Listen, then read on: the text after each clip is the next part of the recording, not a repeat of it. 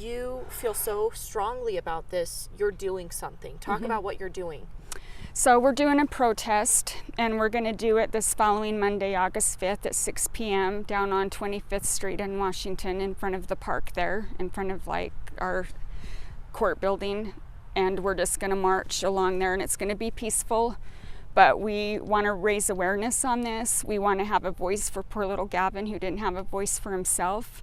And we want to bring change to the state and federal regulations and legislation for these kids, and there's got to be better protection laws for them, and we just want to bring awareness. And I've created a social media event through my Facebook page, and I've put it out there, and I'm hoping that others will join in our march. And we need attention. We need our lawmakers to pay attention to this, so we don't have these kinds of stories anymore. They're awful.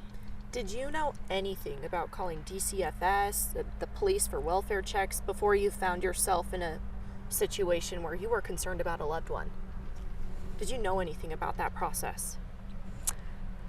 No, I actually did all that research on my own. I was pretty relentless. My mom has kind of compared me to Erin Brockovich. So when I'm passionate about something and I feel in my heart something doesn't sit well, I do my homework. I do my due diligence. I say, okay, what do I need to do? And I did all my research. And when I called, and this is the other thing, when you call the Department of Child Protective Services, they won't tell you what the protocols are, what your next steps are. They're relying on your naiveness to not do what you need to do to get it done. So that was your experience? Yes. What was the process like when you called the hotline? What was that experience like? And did you call a hotline? What number did you call? So there isn't a number. If you just type in, want to report child abuse in Utah, there is a number you can call. And that process wasn't bad. I mean, the person that comes on, they're pretty friendly for the most part. It's kind of hit and miss depending on who you get, but they'll take your allegations. They'll say, okay, we're going to go ahead and we're going to open up a case, and they actually give you a case number right before you hang up, which is good. That part makes you feel good. It makes you feel like things are coming along. But it's after that where everything drops. I mean, like after that, I didn't hear anything for like 3 weeks. So I called and said, okay, I've got this case number. Has it been assigned? And we're like, we still have the case, but due to confidentiality, we can't even tell you if it's been assigned. And from there, they just get, and then it's, yeah. So what did you do? I kept calling and I kept calling. And then finally I wrote the constituent's office and I said, listen, I've opened up this DCSF case and no one's responding to me since they've opened it and given me a case number. And I need to I know you can't share previous information that's pertinent, like that's to the case, but I need to at least know that things are coming along and that it's being looked at. And then eventually I would get a response. But yeah, it took all of that. It's just such, I can't, yeah. It's a very overwhelming yes. thing you did, that you feel that there are other kids like Gavin that are really suffering right now that could use help and need it. Well, and also I think there's a disconnect between law enforcement and the Department of Child Protective Services. When I talk to law enforcement, they say, Sabrina, all we can do is go do a welfare check. That's all we can do. If they don't come to the door, there is absolutely nothing we can do about it. Even if we as a law enforcement officer suspect abuse, there is absolutely nothing we can do about it. You have to go through the Department of Child Protective Services to get that warrant. And then from there, when you talk to your caseworker, whoever's been assigned the case, I don't know why they take the amount of time they do or where that disconnect is in getting that warrant to get them out and get them safe. But time is of the essence in a lot of these cases, right? Yes. Do you feel like there's too much emphasis on I don't want to sound leading. Is there too much emphasis on parent rights as opposed to children's? Yes. Does yes. that make sense? It does. So this is it. Yeah. Do you feel there's too much of an emphasis? Do you feel there's too much of an emphasis on parents' rights versus children's safety? Absolutely.